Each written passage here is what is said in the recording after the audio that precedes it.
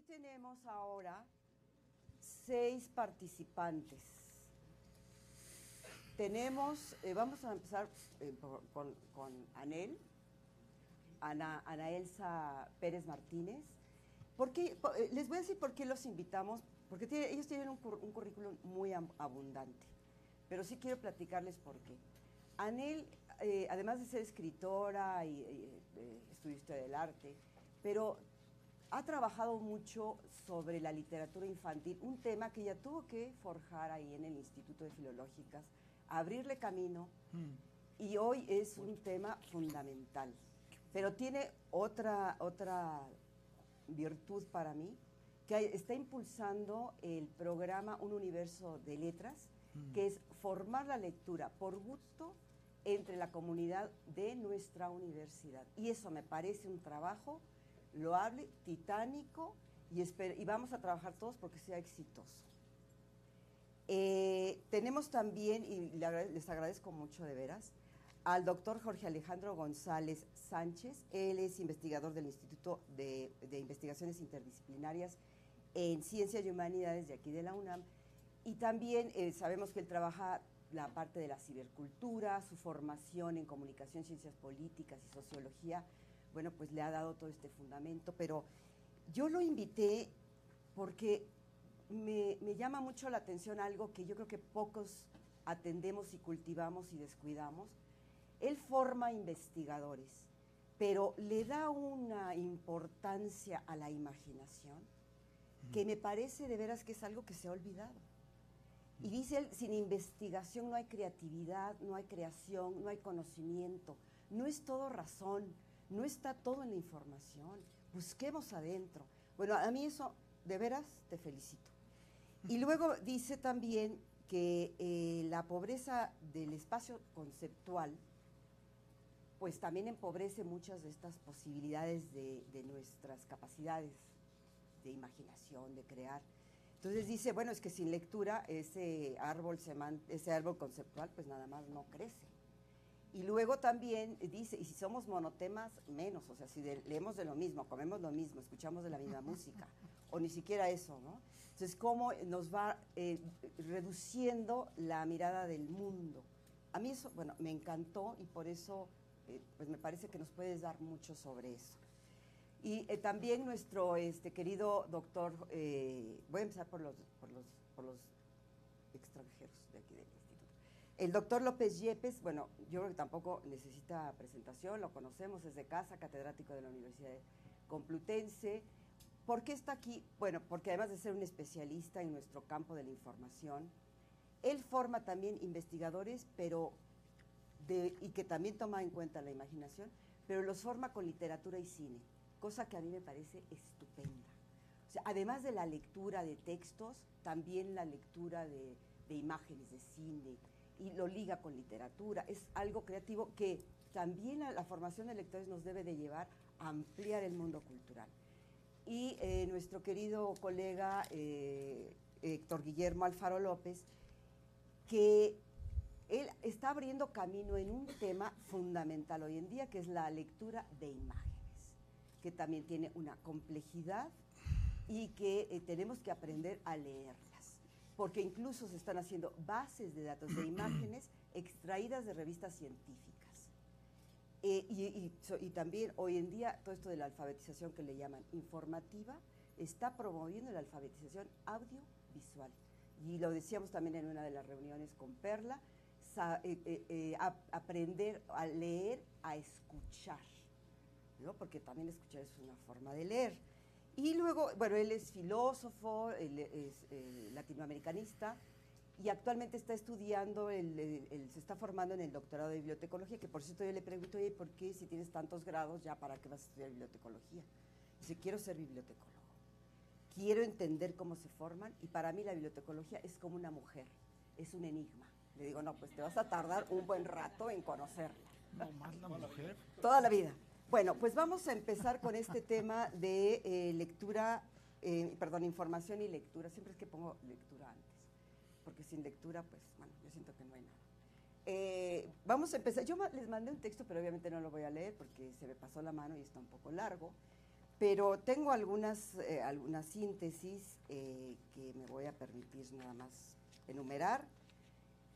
Bueno, sabemos que hoy en este siglo XXI las ciudadanías, como también lo ha mencionado el doctor González en un libro que me parece muy interesante, que es sobre cibercultura y formación de investigadores, dice que tenemos que los ciudadanos desarrollar, tenemos que lograr un desarrollo consciente, crítico y colectivo, que me parece fundamental, para el cultivo de 3 culturas que hoy en día, que siempre han estado en toda la vida de la humanidad, pero que hoy en día cobran relieve: la de la información, el conocimiento y la comunicación.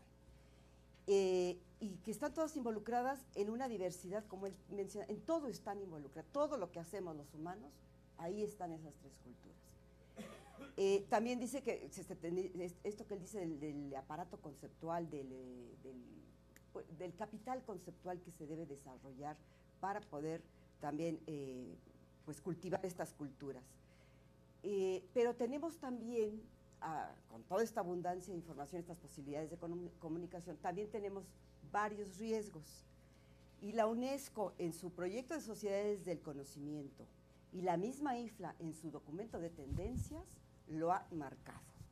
Dice la UNESCO, dice, hay muchos rasgos prometedores en este nuevo momento, pero también inquietantes. ¿A causa de qué? De la brecha digital, perdón, de la brecha cognitiva, porque también está la digital, pero ellos apuntan a la brecha cognitiva.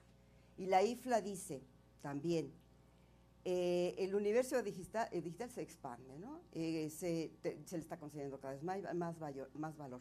Pero sin habilidades de las habilidades informativas y sin la lectura, las personas que carezcan de estas habilidades estarán excluidas de las posibilidades que está ofreciendo este nuevo mundo. Y aquí pues vemos claramente cómo la lectura está involucrada. Sin lectura no vamos a lograr el desarrollo que hemos dicho aquí. Y los problemas de lectura todavía son muchos, desde el analfabetismo hasta todavía sistemas pedagógicos que enseñan que la lectura se aprende de una vez y para toda la vida en 4 años. Y se acabó. Y con eso estamos preparados para llegar hasta el posgrado. Escribir diversos géneros, leer de todo.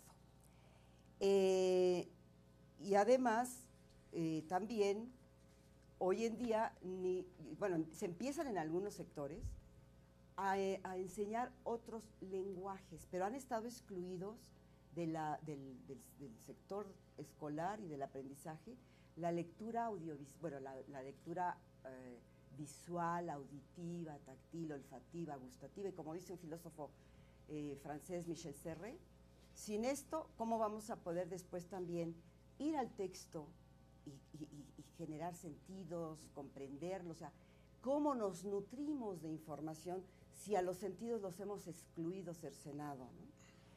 Y por otro lado, también tenemos que la información, como ya se dijo en la conferencia magistral, está siendo acaparada por los tiburones, estos tiburones que están comercializando, que están volviendo una mercancía y que nos venden pues entretenimiento, información, acceso a ella, tecnologías, nos venden facilidad y rapidez, hiperconectividad.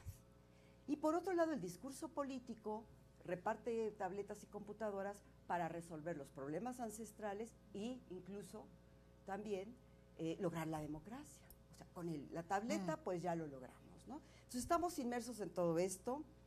Y también lo que se decía hoy, la velocidad. La velocidad con que se tiene que consumir la información.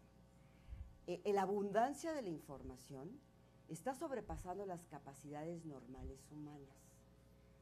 Y además, si le agregamos todos los problemas de lectura, bueno, pues esto, lo que dice también otro especialista de Bray, que trabaja la información cuántica, dice, vamos a la sociedad de la ignorancia derechito, si seguimos en esta dinámica. Rápido, fácil, mucho.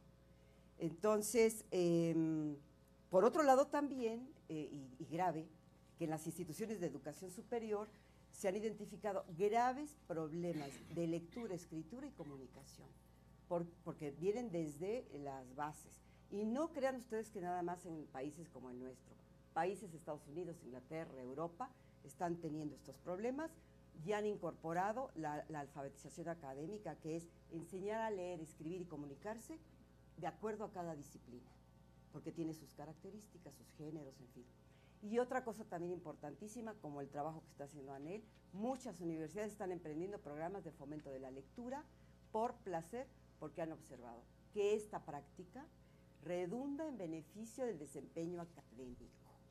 Entonces también se está trabajando. Otras universidades ya también están incorporando las habilidades informativas, que hoy en día son fundamentales. De tal manera que tenemos un problema complejísimo y también las cuestiones de una lectura, una escritura que se vuelva un proceso cognitivo, como dice Alfaro, que vaya más allá de obtener un conocimiento, y otros autores también, a formar no solamente un profesional, sino un ser humano. Y recordemos también, porque creo que todos nos hemos a veces ido con esta idea de que la lectura lo es todo, la información lo es todo, y pues hay que volver a la realidad de que ni la lectura ni la información sustituyen las capacidades, las alimentan, las detonan, las capacidades cognitivas, reflexivas, dialógicas, creativas, imaginativas, afectivas, contemplativas, lúdicas, de asombro, de curiosidad, de duda, interrogativas, de experiencia. Esas, lamentablemente, no las vamos a sustituir por muchos libros que leamos. Sí nos van a ayudar, pero no se sustituyen. Las tenemos que desarrollar. Y entonces, bueno, pues ahí viene el asunto difícil. ¿Qué es la lectura hoy o qué funciones debe tener la lectura en una sociedad tan compleja que por un lado nos promete tantas cosas, pero por otro lado no se han resuelto los graves problemas? Y la lectura, que bueno, para mí, bueno, perdón, pero como es mi tema, pues depende del desarrollo de esta sociedad. Entonces no sé quién quisiera empezar. Bueno, se me olvidó, perdón, antes de dar la palabra, que tenemos, yo ya había dicho que tenemos 6 participantes, ya presenté a 4. El otro participante es el público que está aquí y que vamos a interactuar con ustedes. Y el otro participante es el que está en el ciberespacio y que le damos la bienvenida. Entonces también si quieren ellos proponer preguntas, participar en respuestas, por favor, este es un diálogo y vamos a armarlo entre todos. Así es que por favor también ustedes van a participar, quizás no vamos a dar 1 o 2 participaciones cada vez para que puedan todos los que gusten también entablar un diálogo. Pues entonces tenemos la posibilidad de que alguno de ustedes o del público se lance. Pues dice el doctor que yo. Claro, mira, y después de tener este programa tú te puedes lanzar a todo. Como de todas formas tenemos que hablar de una vez. A mí me gustaría plantear lo que sigue, lo que diré a continuación. Cuando el señor rector presentó en 2012 la encuesta nacional de lectura, pues las cifras son alarmantes, ¿no? Y encargó a la coordinación efectivamente un programa que fomentara la lectura. Y lo que hicimos primero es ubicar el contexto de la lectura dentro del marco de la universidad. Y lo que llegamos primero es a lo siguiente.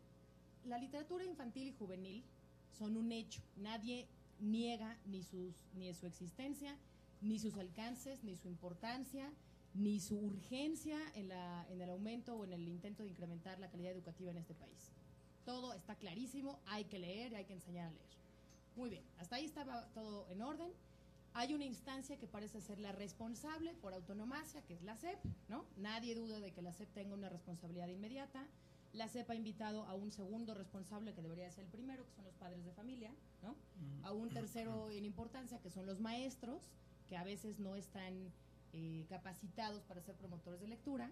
Y entonces, desde hace 2 o 3 décadas, es esa Secretaría de Educación Pública la que ha instaurado y creado las mejores estrategias de formación de lectores.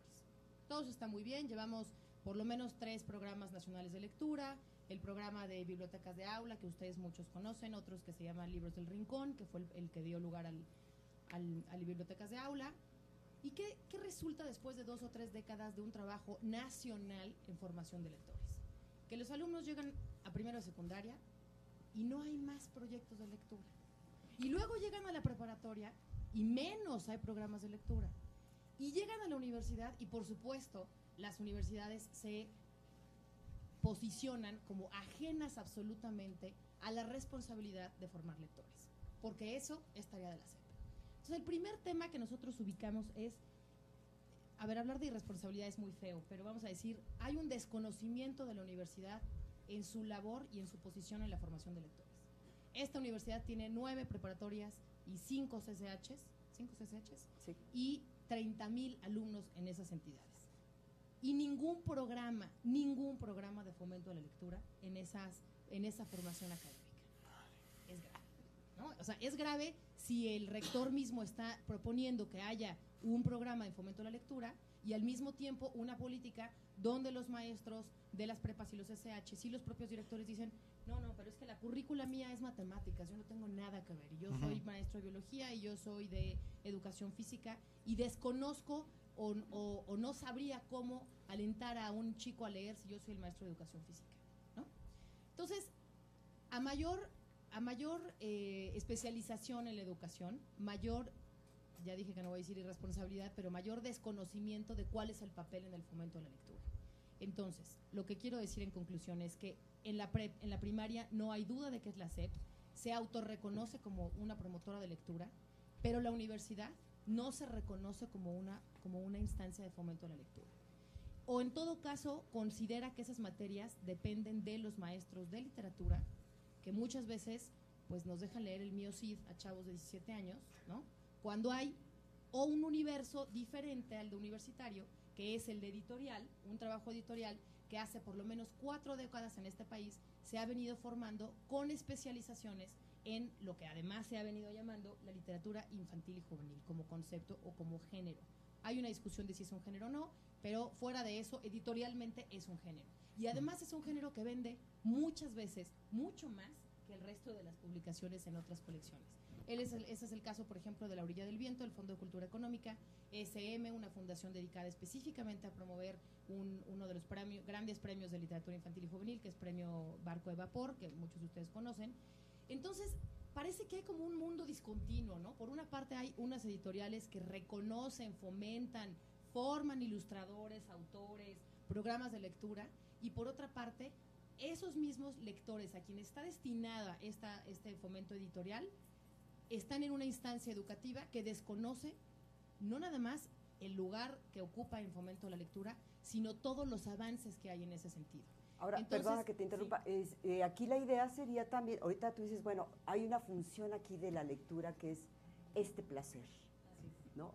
¿Qué otras funciones podríamos ver de la lectura hoy en este mundo tan complejo y tan desigual, porque hay una desigual distribución, tú lo acabas de decir también, de la literatura, de las formas de acercar al lector con los libros? ¿Qué otras funciones podríamos esperar de la lectura? No sé, los colegas aquí. Pues a ver, por favor, soy yo que me puse pero por favor. Bueno, para contextualizar tendríamos que ver que, como se dijo en la conferencia magistral previa, estamos viviendo una fase de transición. Es decir, entre un mundo de información con el que nos manejamos tradicionalmente, que era sustentado en el libro, y un mundo de información que ahora tiene como base una tecnología. Esto también trae aparejado, ya para llevarlo a nuestro terreno, también formas de lectura. Cada nuevo formato de lectura, es decir, o soportes de lectura, implica una reconfiguración en la forma en cómo se lee. Se hablaba también en esa conferencia de la lectura que están generando estos medios tecnológicos, que es una lectura fragmentaria, que ya hoy en día los jóvenes, por este acceso a una masiva información, solo leen fragmentos. Y se ha perdido mucho esa idea de una lectura siempre continua, es decir, de comenzar un libro del principio al fin. Esto es interesante porque nos habla también de procesos cognitivos. Es de cómo es que cuando leemos de manera fragmentaria asimilamos la información y de cómo cuando leemos de manera continua un libro, qué es lo que pasa con los procesos cognitivos. Es decir, entre la transición de una forma de lectura a otra se ganan cosas, pero también se pierden otras. Y había que preguntarse si entre lo que se pierde no había cosas también importantes que se tienen que recuperar. Y una de esas yo considero que es esta forma reflexiva como se leía anteriormente. Al leer fragmentariamente captamos solo pedazos de las ideas. Cuando leemos de forma continua, el cerebro se esfuerza a ir siguiendo los distintos vericuetos del discurso. Eso hace que el cerebro entonces esté trabajando a una mayor densidad para ir siguiendo el desarrollo de la idea.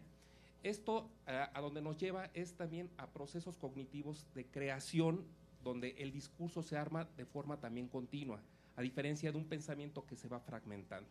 Creo que es importante sí tener acceso a estas formas fragmentarias de información y de acceso con una lectura fragmentaria, porque nos permiten múltiples enfoques también, abren el cerebro, digamos que a una especie de visión de mosaico de la realidad. Pero yo diría que también hay que engarzar junto a ese mosaico en términos de lectura, también estos procesos cognitivos continuos que nos permiten una reflexión más sazonada, más continua de lo que es el desarrollo de las ideas. Y creo que a la hora de lo que ahorita planteabas respecto a la lectura en la universidad, también debemos de plantearnos ese problema. ¿Cómo vamos a hacer que lean los jóvenes? Ok, queremos acercarlos a la lectura. Queremos que los jóvenes, tanto a nivel bachillerato, a nivel profesional, estén leyendo. Pero aquí debemos de plantearnos, en esta forma de contextos de lecturas que hay en la actualidad, cómo debemos también darles a ellos. Combinar ambos aspectos, privilegiar alguno, es decir, que también un programa que considere la lectura a nivel universitario debe de ver las múltiples formas de lectura que se están dando en la actualidad, ¿no? ¿Alguien más quiere, del doctor? Yo no voy a referirme todavía a las formas de lectura porque realmente no soy un gran especialista en el tema. Quisiera retrotraerme a algunas de las ideas que ustedes han expuesto. El tema de la lectura en la universidad es donde yo más me centraré, en fin, diríamos que por vocación o por deformación profesional. Existe una red de universidades lectoras a la que yo pertenezco que precisamente trata de resolver en la medida de sus fuerzas el problema que usted atinadamente ha puesto de relieve. La segunda cosa que les quería decir es que el documento que ha preparado la doctora Ramírez me parece excelente. Y yo las reflexiones que voy a hacer ahora, muy brevemente, y en el futuro inmediato, quiero partir de tres cosas. El trinomio que ya he citado de información, conocimiento y comunicación. En segundo lugar, una idea muy interesante que es que la lectura no se aprende de una vez para siempre, que es la sensación que todos en general tenemos. Que leer sirve para comprender la información, generar conocimientos y comunicarlos. Y claro, este objetivo es esencial, forma parte de la entraña misma de la misión universitaria. Y ya finalmente, ella lo ha dicho también muy bien, que tenemos ahora una tendencia irrefrenable a la cantidad de información, a la velocidad y a la obsesión por la novedad. El doctor Trejo lo ha dicho en la conferencia inaugural, pero claro, si resolvemos este problema, yo creo que estamos en camino de resolver muchos. Yo me he preguntado por qué aprendemos a leer, y he pensado en los niños. Y yo, que ya soy una persona así que tiene nietecitos y todo esto, pues tengo ocasión de hablar con ellos. Y me doy cuenta que aprendemos a leer como una cosa tradicional. Parece que lo primero que preguntamos al niño es cómo se llama. Después, en mi caso, le pregunto si es del Real Madrid. Normalmente suele ser del Real Madrid. Y en tercer lugar, les pregunto si saben leer. Creo que lo hacemos todos. Claro, el leer es algo que se ha inventado para descifrar los códigos que aparecen en los documentos. Y el documento, como saben ustedes, es una invención humana de gran trascendencia, puesto que todo lo que llega a nosotros, bien sea cultura, tradiciones, ciencia, llega a través de los documentos. Ahora no damos mucha importancia al uso de los documentos, pero realmente sin el documento el ser humano no habría llegado a donde está. Bueno, pues los documentos se descifran mediante la lectura. Yo ya no voy a seguir, pero después les diré efectivamente que cuando consigamos que el universitario aprenda a leer, nos daremos cuenta que ahí está el núcleo de la creación de conocimientos, etc. Esto está muy vinculado a lo que nosotros, en un experimento práctico, que luego, si me permites, se lo contaré para fomentar la promoción de la lectura en la universidad, tiene que ver con volver al espíritu crítico con el que nacemos. Cuando un niño nace, yo lo he visto en documentales, no he visto nacer a los míos, no me dejaron entrar, pero lo primero que hace, pues sabe usted, es llorar, y después nos mira fijamente, y cuando ya puede hablar, continuamente nos dice por qué. Ese espíritu crítico, esa capacidad de asombro que tiene el niño, la vamos perdiendo los adultos. Y a la universidad llegan muchachos sin ningún tipo de curiosidad científica. Nosotros a través de la lectura tratamos de despertar ese espíritu. Si nosotros logramos despertar el espíritu crítico del universitario, casi, si me permite, nos podemos echar a dormir, porque ellos van a leer, van a reflexionar sobre lo leído, van a pensar sobre lo pensado y probablemente obtendrán nuevo conocimiento y se formarán como intelectuales en el oficio del pensamiento. Yo creo que la lectura, me atrevo a decir, será la panacea que pueda resolver esta cuestión. Gracias. Doctor. Bueno, muchas gracias por la invitación también. Yo creo que me quedo de momento con lo que planteaban él, que yo no lo sabía, me parece brutal, pero lo he vivido también. Lo he vivido como estudiante también y lo he vivido como profesor. Y efectivamente la lectura no se aprende de una vez y para siempre. Y yo quisiera colocar, mencionaba la doctora Ramírez Leiva, que lo que yo hago es investigación y desarrollo de cibercultura, que no tiene nada que ver con las computadoras. Cero. Tiene que ver mucho, pero no es lo importante. Lo importante es otra cosa, es un pasito atrás. Entonces, en esa eterna, yo le llamo así, una eterna, parafraseando a Hofstadter, una eterna trenza dorada de la información, la comunicación y el conocimiento, también doy un pasito para atrás. No trabajo en la investigación ni en el desarrollo de cibercultura con los conceptos normales, tradicionales que se usan de eso. Entonces, por eso es importante, digo yo, el paso especial de aprender a escuchar. Es decir, en el centro del desarrollo, para mí la palabra ciber, el prefijo ciber, que no tiene nada que ver con computadora, tiene que ver con el Kubernetes, un timonel, alguien que puede llevar una navegación a un punto. Para mí eso significa autodeterminación. Pero como especie, como seres humanos y seres sociales, no podemos estar totalmente autodeterminados, pero podemos ganar algunos graditos de autodeterminación respecto a las fuerzas de la naturaleza, respecto a muchas cosas más. Y esa cuestión de la autodeterminación, me regreso otra vez al timonel, uno no puede navegar contra el mar, no puedes manejar contra insurgentes en sentido contrario. Sí se puede, es un poco complicado, no vas a avanzar mucho. La capacidad más importante que tiene que desarrollarse, yo creo, eso es lo que estoy investigando hace 10 años, para desarrollar esa capacidad, esa capacidad elementalmente humana de autodeterminación, es la escucha. Escuchar con los ojos, escuchar con los oídos, escuchar, es decir, prácticamente como, aunque sea un verbo muy raptado por las religiones, contemplar. Cuando uno contempla, algo le pasa.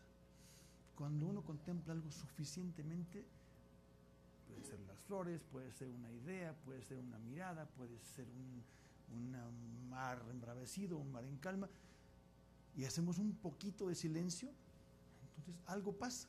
En términos científicos se puede llamar, pues seguramente lo que está pasando, pasan fenómenos de resiliencia, es decir, se activan fenómenos de modificación de elementos y relaciones para poder acomodar eso que nos golpea, eso que nos acaricia, eso que nos duele, eso que nos regocija. Y leer es una forma de escuchar. Y si no escuchamos, si el timonel que va en su lanchita o en su barco no se da cuenta que enfrente está un hielito, ¿qué hay? Un hielito. Ah, pues dale, era un iceberg, es más grande, se van a ir al fondo. Es decir, no va a poder autodeterminar su rumbo. Entonces, aunque esto es un concepto límite, la utopía no es que no se pueda hacer, es un concepto límite. Sabemos que no lo vamos a lograr in toto, pero para allá vamos, para allá queremos ir. Entonces, termino esta idea primera, esta parte presumida. Creo que es una forma de escuchar y la falta de lectura, el contacto episódico con las ideas, con las cosas, lo fomentamos desde niñitos. Yo he visto montones de hordas de niños pequeñitos que los obligan a ir al museo, porque en el museo reside la cultura, a copiar fichas museográficas y no contempla, porque ahí lo que está funcionando no es el placer, el estar rico, tienes que traer la prueba fehaciente, que yo digo, de que estuviste en el museo. Y eso es copiar fichas. Entonces la relación la relación con ese mundo de la cultura, el mundo todo, de escuchar, de estar atento, pasa por un pequeño problema que es hacer un poquito de silencio adentro. Y si eso pasa con más personas, entonces, y varias personas hacemos un poquito de silencio adentro, de repente algo pasa. Eso es, para mí, una de las magias maravillosas de la lectura, pero con mucha razón, leemos libros, que bueno, son hermosos los libros, pero también leemos imágenes, leemos actitudes, leemos caras, leemos tonos de voz. Yo tuve un estudiante en Colima que se había enamorado, se enamoró de un locutor de radio que nunca vio por el sonido de su voz. Y el sonido de su voz simplemente la oía. Y con eso, entonces, eso es fuerte, ¿no?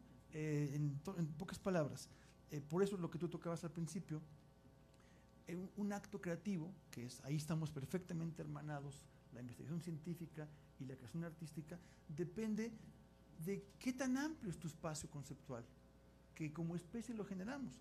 Entonces, yo termino esto, había una valla maravillosa de Gandhi que decía, leer, güey, aumenta, güey, tu vocabulario, güey. O sea, si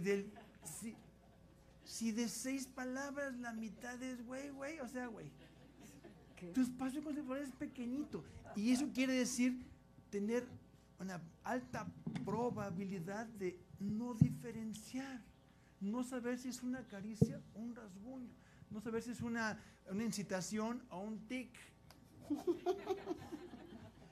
Ese es el problema grave y ahí estamos metidos hasta el fondo porque no escuchamos. Y la otra parte, si tu árbol de búsqueda, hablé de árbol, aquí están cerradas las ventanas, pero si abrimos tantito se ven un árbol un árbol es un verbo que se llama arborecer. Y arborecer, ¿cómo es? No se puede, sí se puede planificar, pues un palito pasar para allá, pero al rato empieza a salir. Bueno, árbol de búsqueda. Y normalmente en nuestra formación básica, en los sistemas educativos, empiezo por una canción, un grupo de Guadalajara, el personal, ya murieron 2 de ellos, decía, ¡ire, pa! Ahí anda el niño agarrándose ahí. ¡Niño! ¡Déjese ahí! Y tu árbol de búsqueda es un palillo, pues lo más creativo que puedes es ir para arriba o para abajo. O bueno, ya mucho, darle vueltas así. Y termino, lo peor es cuando te empieza a salir del palillo, del palo de escoba, un brotecito verde. Entonces llega el abuelito, el tío, el no sé qué, la maestra, no. Por tu bien, plic. Así no se toman fotos, así no se lee, así no se habla. Difícil. Entonces, eso que digo de la escucha afecta a la totalidad de la sociedad. Totalmente. No me importa qué digas. Si soy educado, cierra la boca y ahí te va mi rollo. Entonces, esto es muy, muy grave. Y fíjense que yo leía, vi un video de un inglés que ahora porque tengo mala memoria. Ken Robinson. Bueno, sí, creo que sí. Entonces él dice, es un inglés, porque uno dice, bueno, que lo digamos nosotros, pero que lo diga un europeo. Dice, la escuela mata la creatividad. Cierto. Porque empezamos con todo esto que ustedes han mencionado, entonces al pobre niño no le queda nada, y cuando llegan a la universidad les pedimos que sean creativos, que generen ideas, pero si ya se las mataron, ¿no? Bueno, y aquí nuestro participante de este lado, ¿qué nos tiene que decir? Venga la sentencia. A mí ya me dio calor, yo con la pena. Sí, puedes quitarte el saco. Estamos aquí en el diario. ¿No? ¿Nadie se anima a participar? Hola. Bueno, soy Elvia Vázquez. Hace años trabajé en una biblioteca escolar. Trabajé en una biblioteca escolar hace varios años y tenían un plan lector muy establecido donde cada mes tenían que leer un libro en inglés y un libro en español. Los resultados eran diversos, dependiendo del niño y de su entorno familiar, que era lo más importante. Y de tal suerte que algunos, cuando llegaban a la secundaria, amaban la lectura y no podían dejar de leer, pero en cambio otros seguían frustrados. ¿Cómo un plan lector puede crear, apoyar diferentes formas, pero partiendo de algo muy importante que mencionó la doctora, la familia. Los padres son importantes y trascendentales. Gracias. Por eso yo creo que es fundamental también formar a nuestros universitarios, que son los que serán los padres, los profesores, los investigadores, los forjadores en fin, de la universidad, y además de la universidad se crea el conocimiento y se comunica. Pero creo que se había dejado abandonado este espacio. Yo creo que, bueno, aquí ya nos dieron varias pautas para ver todas estas funciones de la lectura cognitiva, creativa, placentera, crítica, despertar una serie de emociones.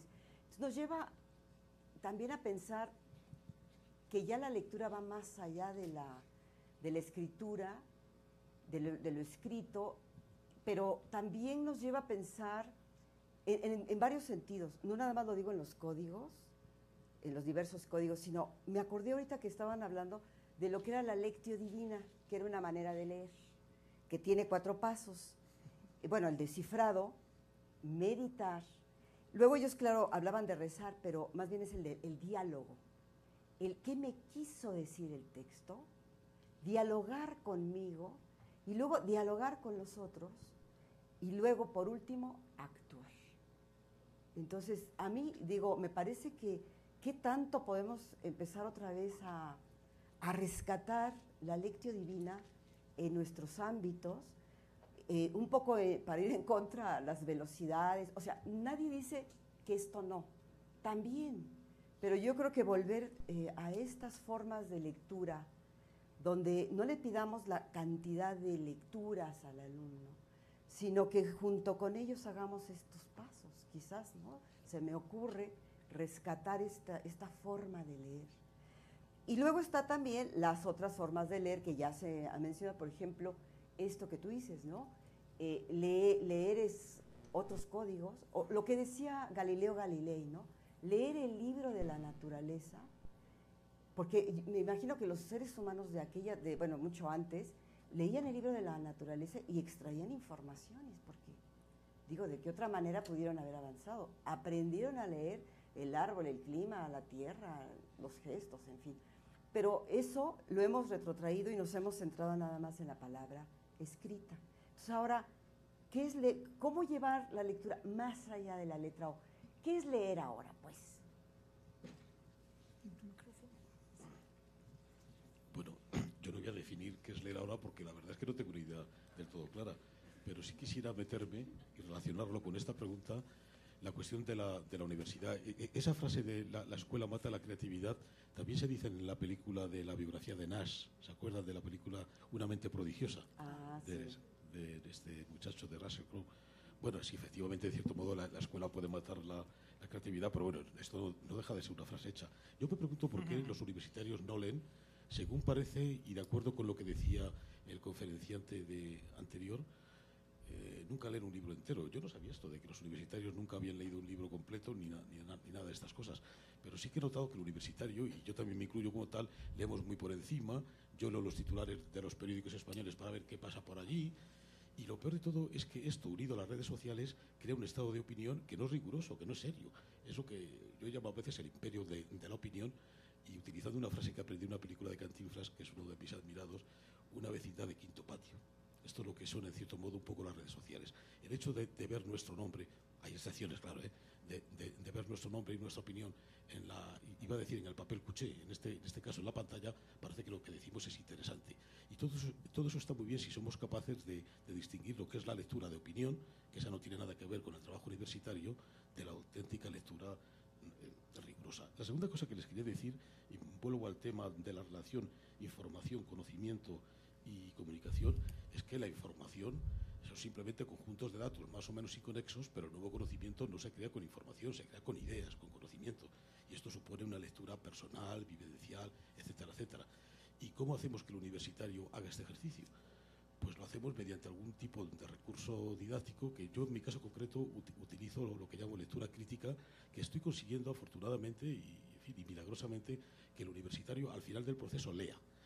¿Y cómo lo hago? Si quieren lo explico ahora el procedimiento y ya poco más Danos el secreto. Poco más tendré que decir. No, si no es nada un secreto. Bueno, realmente la lectura crítica, como ustedes imaginan, no es un concepto que yo he inventado, es una lectura en la que al leer tratamos de descifrar lo que es verdadero de lo falso, o de lo que es bueno, de lo que es malo, que es la actitud vital de todos nosotros, que queremos saber en el mundo pues qué merece la pena y qué no merece la pena.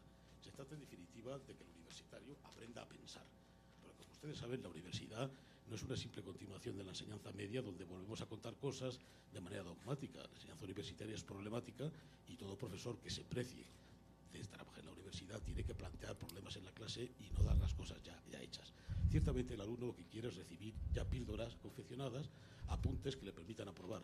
Esas personas salen de la universidad sin haberse formado en el oficio del pensamiento y nosotros, muchos profesores, tenemos la culpa de que los alumnos salgan así. La única manera es de que aprendan a pensar, porque el ejercicio universitario es pensamiento, reflexión, estudio, etcétera. Y conseguir que eso les guste. Saborear viene de saber. Por tanto, si podemos conseguir que la enseñanza universitaria tenga cosas atractivas, pues realmente estamos consiguiendo muchísimo. Ya sé que es muy difícil conseguir convencer a un alumno que estudiar es un caramelo dulce, ¿no? Y que hacer un examen es una cosa muy divertida. Ya sé que eso es muy difícil conseguirlo, pero en eso estamos, ¿no? Bueno, en definitiva, nosotros utilizamos la lectura crítica como un recurso para que el alumno se despierte, como antes les decía, el espíritu crítico, las ganas de aprender cosas. En definitiva, la curiosidad. Es cierto que los jóvenes tienen mucha curiosidad por muchas cosas, pero por lo que les interesa. Lo decía antes el profesor, cuando a un joven le interesa algo, evidentemente se vuelca. Vamos a intentar conseguir que también se vuelquen en los contenidos de las asignaturas respectivas. Objetivos de la lectura crítica, pues discernir en profundidad y rigor el contenido del documento y tratar que si lo que se está leyendo es cierto o no es cierto. En segundo lugar, aprender a reflexionar, aprender la práctica del pensamiento. En tercer lugar, aprovechar las ideas que pueden interesar, bien para preparar un examen, bien para preparar una asignatura, o bien lo que hace el oficio del investigador. El investigador, como ustedes saben, lee los documentos porque reflexionando sobre lo que dicen las fuentes se enciende la chispa de esa nueva idea, que va a ser potencialmente la solución al problema que trata de resolver. En cuarto lugar, pues contribuir en definitiva a desarrollar el espíritu crítico. Nosotros hemos tenido la suerte de que, por ejemplo, en un ejercicio que tenga que ver con Helena de Troya, tratamos de que conozcan quién era Helena de Troya a través de las películas, porque lo que nos atrae muchísimo, y desde luego a mí también, es el cine. Si le decimos a un alumno que lea la Ilíada, y menos que aprenda griego antiguo para leerla en profundidad, es muy probable que no se anime demasiado. Cuando compara 3 o 4 películas sobre el tema de Troya, además de aprender el contexto geográfico, histórico, literario, etcétera, empieza a comparar. El método comparativo, ustedes saben que siempre ha sido atractivo en todas las disciplinas. Al final, hemos conseguido que lea esos mismos pasajes, por ejemplo, el tema de la despedida de Héctor y Andrómaca, lo lea en la Ilíada. Y al final incluso ha descubierto que la Ilíada es mucho mejor que las versiones cinematográficas, vamos, en mi opinión también, que se ofrecen. Pero bueno, en definitiva, esta persona ha aprendido de una manera muy fácil, porque no ha tenido que estudiarse un manual de 500 páginas sobre la cultura griega, ha pensado y al final tiene un criterio. Pues a mí me parece que la versión del año 56 norteamericana, Helena aparece más así, y ha aprendido a pensar. Y al final les pido unas valoraciones personales, y aparte de los típicos alumnos que esto lo hacen unos cuantos días antes de acabar el curso, lo normal es que se acaben un poquito entusiasmando. Y yo estoy satisfecho relativamente con este procedimiento. Simplemente es lo que hay que conseguir, y ya termino, con el universitario, que aprenda a pensar y que se dé cuenta que si los bomberos apagan el fuego y que los barrenderos barren las calles, lo de ellos, lo nuestro es el oficio del pensamiento. Y no podemos salir de la universidad sin haber aprendido a criticar e interpretar las fuentes, porque eso es lo que nos distingue de otras profesiones. Creo que no diré nada más. Muchas gracias. Bueno, yo quisiera agregar un poco a lo que la doctora Ramírez señalaba de este tipo de lectura que se hacía con anterioridad, que es un tipo de lectura más de carácter espiritual, y es el hecho de que también ese tipo de lectura pertenece a una fase histórica. Recordemos que antes de que apareciera la imprenta había pocos libros, entonces el tipo de lectura que se hacía era de carácter intensivo, pocos libros que se había que leer una y otra vez. Entonces, claro, los medievales desarrollan una concepción de la lectura que está estratificada, que va profundizando en distintos niveles del texto, el alegórico, el simbólico, el literal, en fin, ¿no? Pero para que se pudiera dar ese tipo de lectura, entonces había también espacios, es decir, el monasterio, la biblioteca, en fin, donde nada más estaban circunscritos esos libros. ¿Qué pasa con el advenimiento del mundo moderno y la imprenta? Proliferan los libros, la producción de libros se hace masiva y entonces ya hay más disponibilidad de libros y aparece lo que se llama la lectura extensiva. Y entonces ahora un individuo puede disponer de muchos libros para leerlos a su antojo. ¿Y qué va a significar esto? Que va a ir saltando de uno a otro libro sin profundizar en ellos. Entonces, claro, aquí esto nos plantea también la disyuntiva, cómo recuperar esto que señalaba la doctora Ramírez, ese tipo de lectura, una lectura de carácter intensivo que nos permita irnos interiorizando cada vez más en el texto, porque al interiorizarnos en el texto también se va dando, digamos que un contramovimiento, que es el movimiento de construcción interior del individuo. O sea, no solo es un proceso de conocimiento, saber qué dice el texto en sus distintos niveles o en sus distintos estratos, sino cómo me voy construyendo yo en términos de interioridad. La lectura es un proyecto de construcción humana, pero para que se lleve a cabo ese proyecto de construcción humana hay que aprender a leer, y al decir aprender a leer es en esta forma, convivir con el texto para que el texto a su vez me vaya construyendo como ser humano.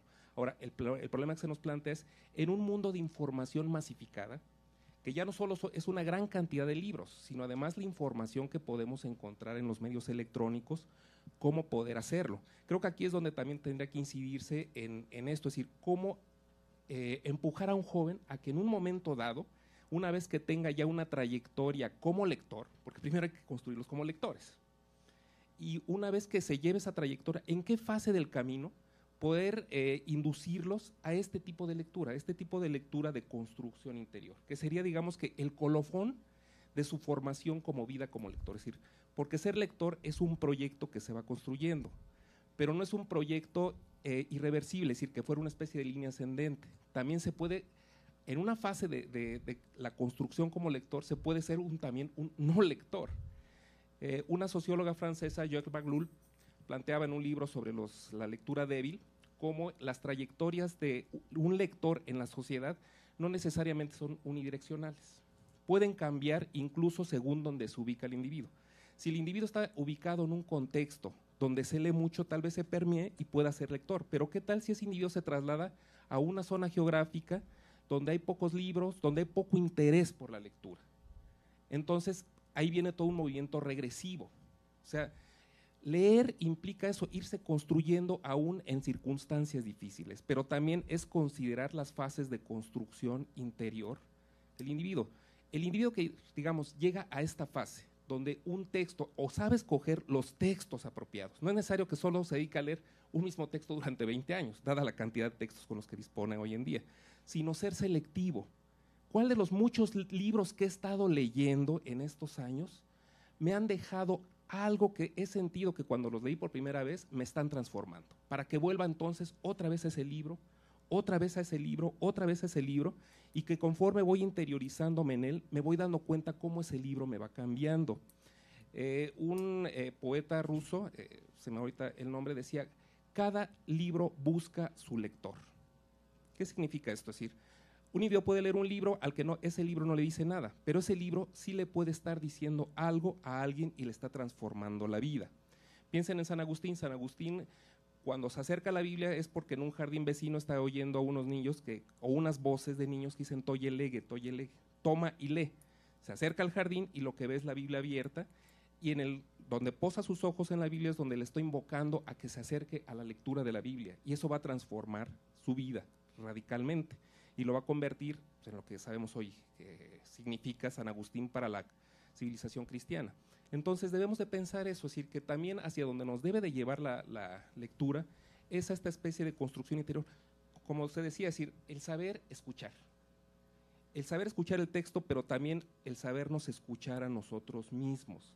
Cuando sabemos escuchar un texto es cuando, curiosamente, también aprendemos a escucharnos a nosotros mismos. En el tráfago del ruido cotidiano, regularmente ni escuchamos al otro y mucho menos nos escuchamos a nosotros. Entonces, que el libro, viéndolo, digamos, un poco metafóricamente en este sentido místico, fuera ese encuentro con el otro, representado en el texto, y encuentro con nosotros mismos. No sé bien a bien qué estrategias en términos universitarios, académicos, tendrían que desarrollarse para que en un momento dado, una vez que se ha ido impulsando a los jóvenes hacia la lectura, dentro de programas de lectura, dar este giro o darles este momento, decir, hay otra fase de lectura. No solo es que leas y que leas mucho y que sepas muchos autores, sino elige tus textos. Elige los textos que te van a transformar la vida y que van a saber quién eres tú. Me gustaría ahondar en ese punto específicamente de cuando la lectura más que crítica es significativa. De cuando la lectura, además de ser un espejo porque me escucho, también es una ventana y escucho lo que nunca escucharía si no es a través de una literatura. Y creo que es importante partir de 3 cosas. Una, que los estudiantes universitarios tienen el derecho también a decidir no leer.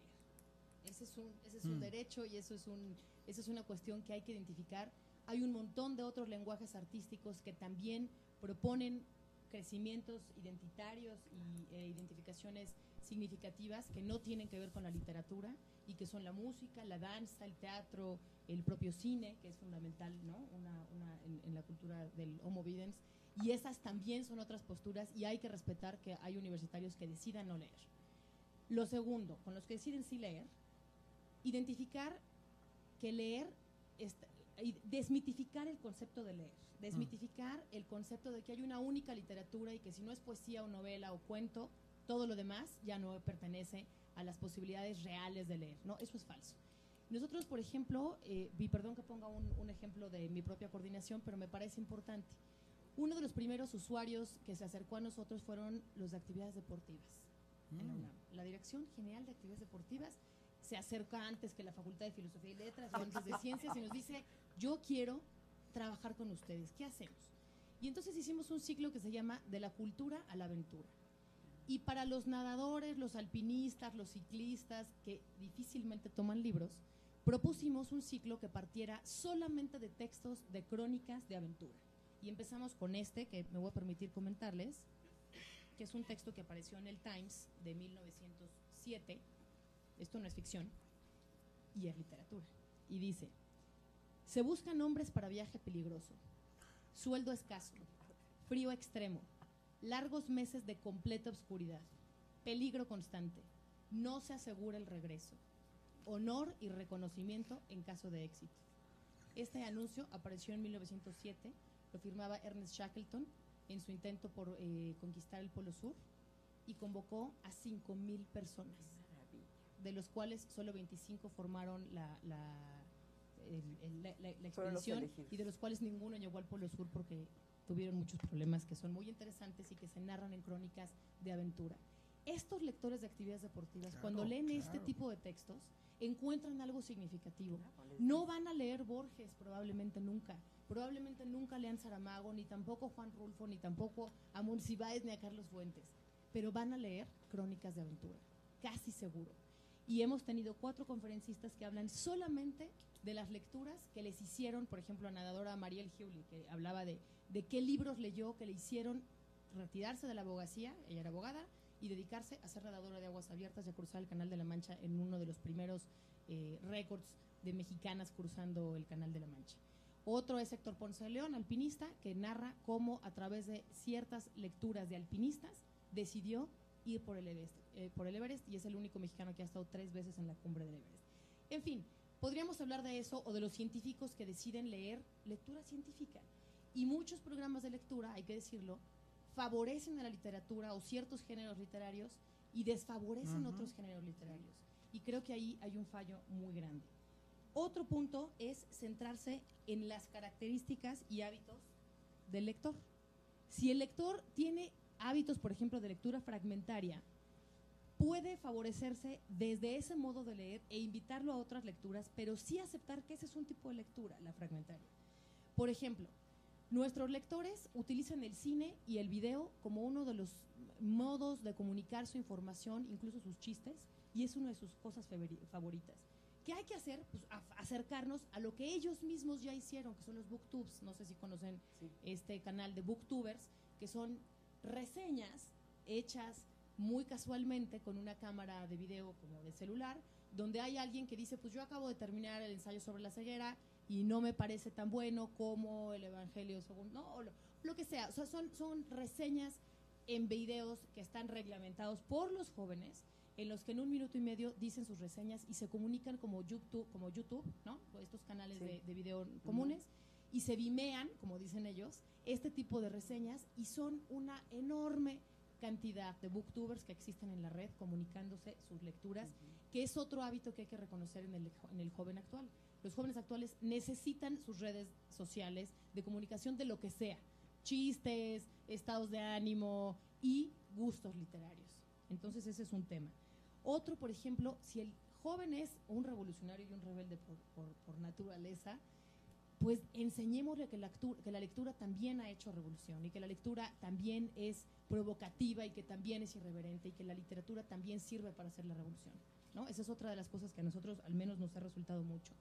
Otro es mecanismos de apps, ¿no? Estas formas que tienen los chavos y que les resultan divertidas, y que tenemos de dos: o las desconocemos como formas de lectura, o nos aliamos a ellas y intentamos acercarnos y crear apps que nos acerquen o que los acerquen a ellos a comunicar y a usar la literatura y la información como ellos la consumen, ¿no? O sea, la lectura finalmente es un producto de consumo cultural, por decirlo de una forma horrible, y esas formas de consumo tienen hábitos y hay que estar cerca de ellos. Entonces, creo que lo importante para al menos en nuestro universo de letras, es poner en el centro al lector. ¿Quién es el lector? ¿Qué características tiene? ¿Qué quiere leer como primera etapa? No digo que sea la única, pero sí como una primera etapa. ¿Tú querías decir? No, sí, solo quería hacer una leve apreciación.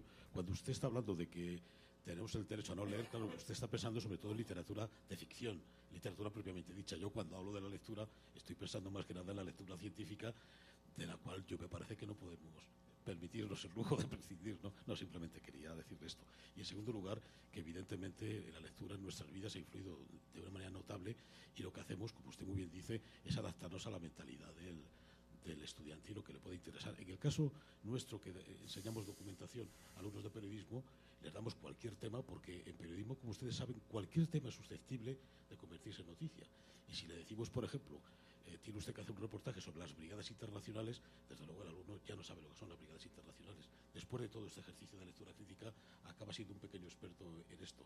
Bueno, simplemente que estoy totalmente de acuerdo con usted, pero quería, bueno, aunque creo que nuestro público lo habrá distinguido, que usted se refiere esencialmente a la literatura de creación, a la de ficción. Gracias. Pues yo cada vez estoy más contento, me gustó mucho eso, porque uno de los puntos centrales, yo creo, pongo un ejemplo, y del ejemplo me regreso a algunas ideas. Hace una semana y 2 días o 3 días se tituló un estudiante que me pidió que yo dirigiera su tesis, o le acompañara más bien, y estuvo bien. Es decir, hace más o menos un año, de los 5 votos que tiene que tener un estudiante de licenciatura, 5 votos para aprobar su documento de tesis, tenía 4. Le faltaba un voto. Pues ya tenía el del tutor, o sea, el acompañador. Y demoró un año. En realidad, el otro profesor no tuvo que ser retirado del jurado, porque además no llegaba, y le decía, bueno, cambia esto, y el otro lo cambiaba. Es decir, un ejercicio muy complicado, específicamente no de conocimiento, de poder. Y me refiero a algo que voy a tomar, el del ejemplo, porque en una parte lo que el estudiante hace es un estudio de cómo se enseña la metodología científica. Y entonces le dijo, bueno, el señor ¿y quién dijo eso? Dice, bueno, pues yo. Dice, pero tú no eres nadie. Tú no eres nadie. O sea, cítame a alguien que sea picudo, que sea, no citas a Platón. No. El tipo está hablando de enseñanza del aprendizaje significativo de la metodología. Y retomo esto porque me parece muy, muy interesante lo que dices, porque una de las cosas más graves, empecé hablando de la escucha, es que hay muchas formas en que la universidad no escucha para nada a los que llegan, a los estudiantes. Es decir, el temario es así y lo que dice es esto. Lo que tú piensas no existe. Y, ya nos lo dijimos hace tiempo, no hay poder que se ejerza sin resistencia. Entonces tienen toda una vida otra haciendo 1000 cosas que no pasa. Entonces, retomar esa cuestión, acercarse, lo quiero leer así, es una forma de una coordinación de un programa de escuchar para poder modificar el escuchante y colaborar en la modificación del que va a escuchar o el que estás escuchando. Decían también, y eso es cierto, la lectura es un proyecto en construcción, como también nosotros somos en construcción, pero somos en construcción, no somos, yo creo, vamos siendo y vamos siendo con otros, y esos otros también están ahí metidos. Entonces, la lectura de lo que sea es una forma de conversar. El problema, de nuevo, es cómo hacemos que la responsabilidad que tenemos en las universidades, en las escuelas, que parte, y yo siempre lo combato con mis estudiantes y con los, otros colegas que se dejan, es que no son alumnos. Ah, ¿cómo no? Ahí está la matrícula. Alumno es el que no tiene luz. Sin lumen, no, sin lumen, sin luz. Y da la casualidad que los estudiantes llegan mucho más estimulados. Yo lo solía hacer, esta vez no lo he hecho, pero lo he hecho muchas veces, tomarles una foto, pedirles una foto de entrada en primer semestre. Y hay una canción, yo soy músico, de León Gieco, que canta una parte y dice: parecíamos esperanzas caminantes cuando veníamos a la universidad, parecíamos... Y las fotografías de los estudiantes de primer semestre son esperanzas caminantes. Y después, yo pensaba que a los 8 semestres, parecen desgracias arrastrantes, ¿no? Desgracias arrastrantes. Y estoy dando ahora un taller de investigación científica a estudiantes que están en 5º semestre. Ya los tomé en 5º semestre desahuciados. O sea, la carrera es como flotar de muertito, leer lo que me dejan, pero no es, o sea, no, ojalá, no sé, ojalá que no pase en otras carreras, pero que esté pasando me parece gravísimo, porque es otra vez lo mismo. Aquí tú no vienes a hacer amigos ni a conversar, vienes a hacer lo que yo digo. Y pues no está fácil. A veces es un poco más suavecito, pero cuando cualquier institución, cuando los papás, cuando los colegas, o sea, abren el espacio para escuchar, el que escucha se transforma y el escuchado también. Entonces, cuando estamos con una lectura, digo, te puede imponer muchas cuestiones también, hay lecturas que uno puede tirar rápidamente, pero normalmente es como conversar con alguien, es una conversa, porque uno no nada más lee como recibiendo, está procesando, está siendo más o menos significativo, me acerco a esto, me lo conecto con otras experiencias, es un mundo de 1000 cosas que pasan a raíz de lo que pasa por aquí. Entonces, conversar, y yo recupero a un poeta español, Antonio Machado, para conversar, decía Machado, primero pregunto y luego escucho, y tenemos el doble de hardware para escuchar. Entonces, yo creo que también parte por una constante que es lo que yo hago de investigación y desarrollo de cibercultura, es central, la forma social en que nos organizamos para conversar, para conocer, queda inscrita en el producto, queda inscrita en el conocimiento, queda inscrita en lo que está pasando. Por eso, discutía yo alguna reunión de... los objetivos del milenio de la ONU fueron un absoluto fracaso, reconocido por la ONU. Entonces nos llamaron a un grupo de notables, no sé qué investigadores, para que hiciéramos una discusión de cómo medir el progreso en las sociedades, porque por el ingreso per cápita no daba, así fue impuesto y no funcionó. Entonces en esa discusión yo discutía con un antropólogo, amigo mío, querido, muy importante, especialista en migración, y yo le decía, fíjate que el problema está en que los migrantes, que son el problema, aparte viven el problema, no leen los libros de migración. Y no los leen no porque no sepan leer, algunos no saben, sino porque no son significativos para nada. O sea, ¿para qué le puede servir a un migrante un libro así de gordo, en pastadura, de migración? Pues para reventarse un migra, tirarle a la policía por lo menos un batacazo así de gordito, sí le da, ¿no? También hay otros usos posibles, un cucuruchito para el agua, hay otras necesidades que también hay que hacerle al papelito así, pues porque si no es complicado. Entonces, efectivamente, no lo usan. ¿Y por qué no lo usan? Porque el único papel en la forma de organización que genera esa magia, trabajan de objetos de estudio. O sea, foto del papá a punto de ser muerto por el Minuteman, que están en realidad ahí en San Diego, matando gente. Hay un videojuego, maravilloso por cierto, un videojuego que se llama Minuteman, y donde te dan, el chiste es matar mexicanos cruzando la frontera, ¿no? Pero si matas una mujer embarazada, te dan más puntitos. O sea, no una mujer, una mexicana, una guatemalteca. Y eso pasa, y para la gente es muy significativo, complicado. Entonces, la lectura no hay ninguna lectura inocente. Tampoco es culpable, pero requiere que tengamos dos, o sea, el que está acá, y acercarse a ello me parece un acierto. O sea, como que se hayan acercado a la edición de deportes a ustedes han haber quedado así como cuac. ¿Por qué no vienen? ¿Por qué? Porque esos compas están en otra cosa, están en un proceso de ingeniería de transformación de sí mismos. El deporte es ingeniería social, así inventaron el fútbol para calmar a los alucinados en Inglaterra, ¿no? Y ponerlos así todo cuadradito. Súper interesante. Y esa forma de llegar es genial. A mí me parece, digo, no sé cómo, pero me da mucho gusto que en la universidad también pasen cosas así. Debe haber miles más, yo no conozco. Pero lo que pasa y lo que acabo de narrar, que es real y tiene una semana y media de haber pasado, me parece complicadísimo, porque de repente en la universidad no tenemos oídos más que para nosotros mismos. Jugamos el juego del Narciso a lo bestia. Y mientras más doctor, voy a decir científicamente, más peor. Lo doctor no quita lo tonto, antes bien tiende a estimularlo, ¿no? Yo soy el doctor someone. Pues mucho gusto. Y los estudiantes se defienden, ¿no? Entonces hacen así, se someten y hacen la pruebita.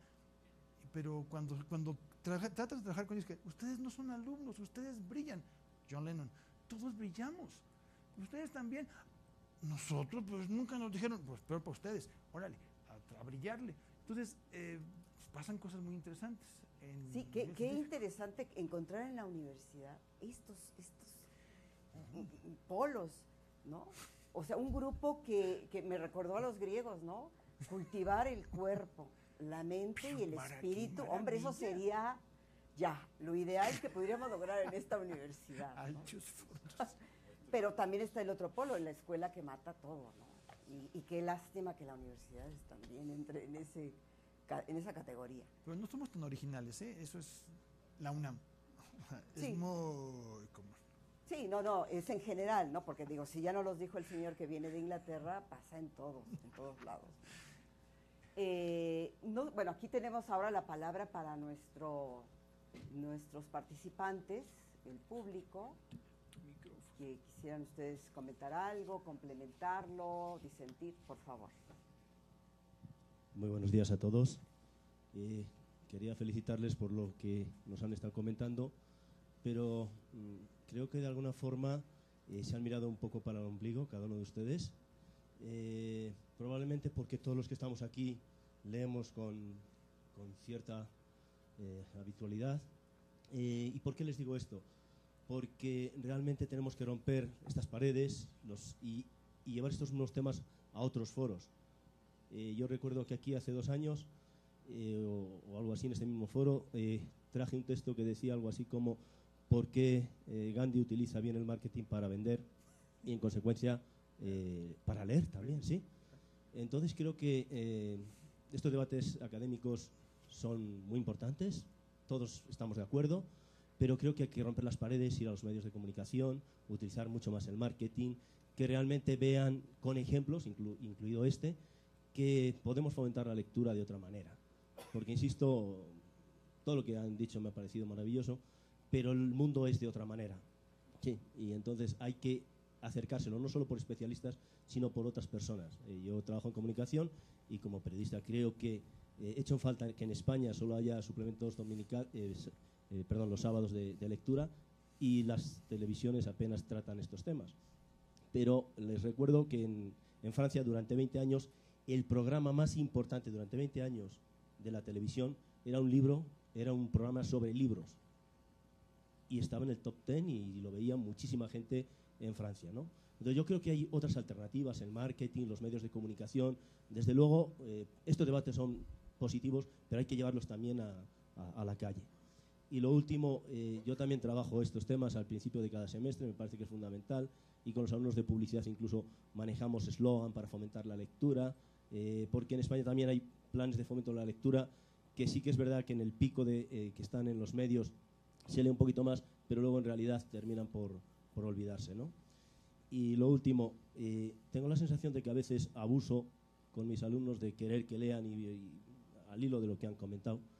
Hay un texto de un autor mexicano, un libro que se llama Que leen los que no leen, que me parece maravilloso, y a veces tengo esa reflexión de decir, y si este año no les digo nada, que lean, que hagan lo que quieran, porque constantemente les estamos forzando, les estamos obligando. Entonces yo creo que hay caminos y hay alternativas.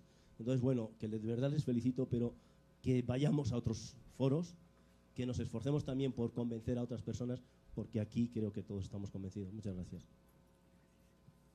¿Alguna otra participación? Sí, Perla. Y luego Katy. Muy brevemente, quiero felicitarlos por la mesa. Realmente han presentado conceptos, ideas muy estimulantes. Me quedo con dos, que tiene que ver con el sonido, que es una de mis debilidades. Y precisamente porque... Y fortalezas. Porque a través de la lectura, el niño se empieza a enganchar en los libros, empieza a amar la lectura. La voz de la mamá y del papá es fundamental en los primeros años de vida. Ahora, el problema es que durante ya la escuela, durante la etapa de formación, nuestros maestros no aman la lectura. Entonces, ese es un grave problema y por lo tanto, todo lo que han dicho en esta mesa es realmente estimulante, es una aportación significativa. Y yo creo, también coincido con lo que dice el doctor, que es uno de esos contenidos que la gente seguramente va a buscar en la página del IBI, porque tiene que generar nuevas reflexiones, nuevos proyectos. Lo que decía el doctor Héctor de los espacios, no hay espacios cómodos, placenteros para la lectura. Tenemos que fomentar también nuestros espacios donde se vaya a leer, se vaya a disfrutar de la lectura en combinación con otros medios, con la escucha, con la revisión de materiales audiovisuales.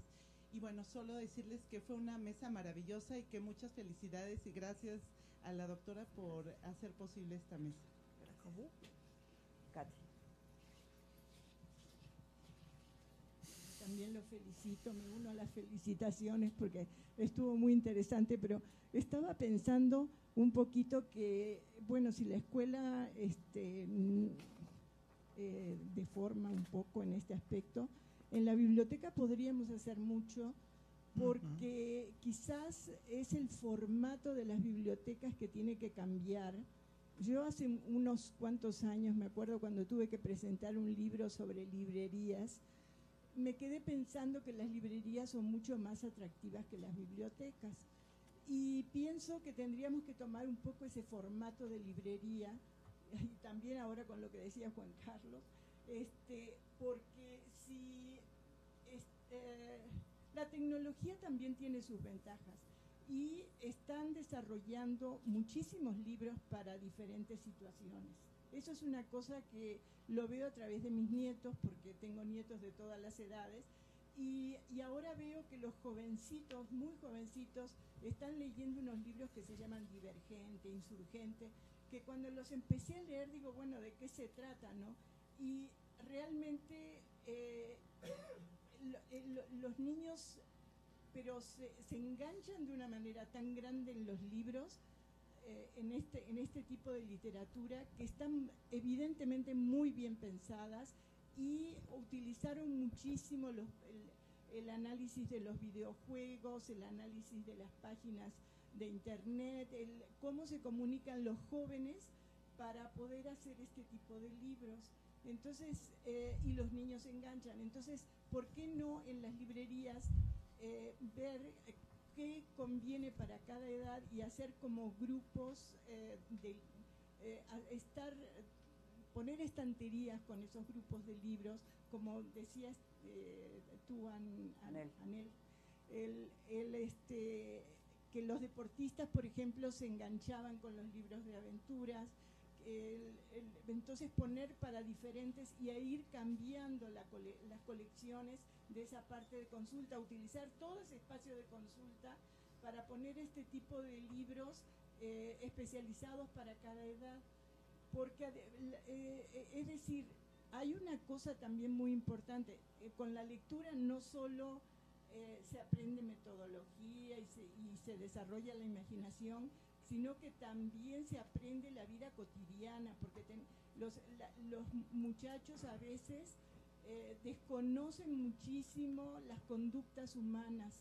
Yo estoy viendo cada vez más en los grupos, cuando uno hace la primer clase, hace interacción, cómo no hay buena comunicación entre los alumnos, y eso es precisamente, creo que porque ha cambiado nuestra cotidianeidad.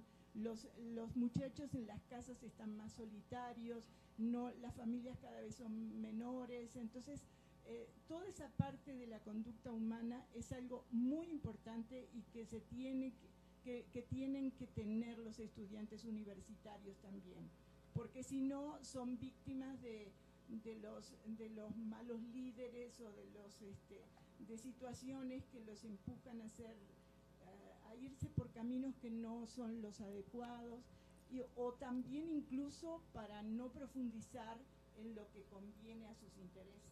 Gracias, Katy. Yo creo que el tema de la biblioteca ya no nos va a dar tiempo, pero creo que nos deja muchos elementos para ver por dónde tenemos que hacer de la biblioteca un espacio de formación de lectores. Pero a mí me gustaría darles la palabra para ir cerrando. Ya digo, es que el tema da para 2 días, ¿no? Sí, bueno, perdón. Sí, yo es que me he sentido un poco aludido por alguna de las observaciones. Quiero dar las gracias a la persona que ha dicho que esta ha sido una mesa maravillosa. Bueno, es evidente que no se puede plantear todos los temas relacionados con la lectura en los distintos niveles. Unos hemos hablado de literatura de creación, otros de literatura universitaria, otros de lo que significa la vivencia y la construcción del ser humano a través de la lectura. Entonces, quiero decir, con esto, pero en todo caso, todos los que estamos aquí, yo creo que hemos aportado algunas sugerencias, hemos tratado de saber por qué no lee el universitario, incluso estamos respaldados por algunas publicaciones que seguramente son modestas.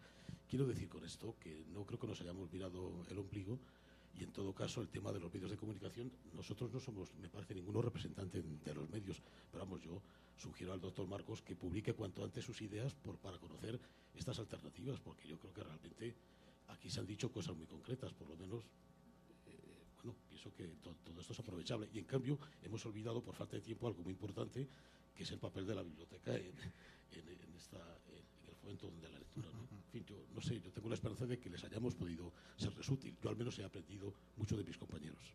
Gracias. Bien, un poco contestando a la observación que hacía el doctor Juan Carlos Recio. Es decir, mucho se ha hablado de la vinculación entre la universidad y la empresa para que el conocimiento que se genera en la universidad no se quede dentro de los muros de la universidad y que refluya a la sociedad, ¿no? En este caso, podríamos hacer un paralelismo también con este problema. ¿Qué hay respecto a lo que se puede generar en términos de conocimiento y fomento a la lectura dentro de la universidad para que se lleve a la sociedad? Creo que para que se pudiera armar esto y no caer en estos proyectos o planes gubernamentales que muchas veces no más son de carácter publicitario y que en realidad no inciden en el desarrollo de la lectura, pues tendríamos que hacer estos programas que se están haciendo dentro de la universidad, definirlos muy bien para ver qué tantos resultados están dando dentro de la universidad, para que entonces sí se pueda hacer esa vinculación, paralelamente a cómo se trata de los otros conocimientos que genera la universidad respecto a la sociedad. Entonces tenía que definirse también eso y ver a la universidad también como una plataforma generadora de planes de lectura, proyectos de lectura, y que sean consistentes primero con los propios universitarios para que puedan llevarse al exterior. Ya se tendría que ver ya en términos funcionales eso. Y solo un punto que, repito, si el tema de la lectura es oceánico y que tal vez, bueno, se nos quedó en el tintero un tema que para mí es muy importante, que es también la lectura de imagen, que para la forma en cómo se está dando actualmente la generación de información, pues también es importante este tema, y para mostrar cómo pues, hay muchos otros temas que se nos quedan en el tintero, ¿no? Gracias. Muy breve, si pudieran concluir, por favor. ¿Qué? ¿Ya concluimos? Palabra que me clave. quedé leyendo que se nos mandan saludar. Nos mandan saludar de Jalisco y felicitar también, y de Monterrey. Bueno.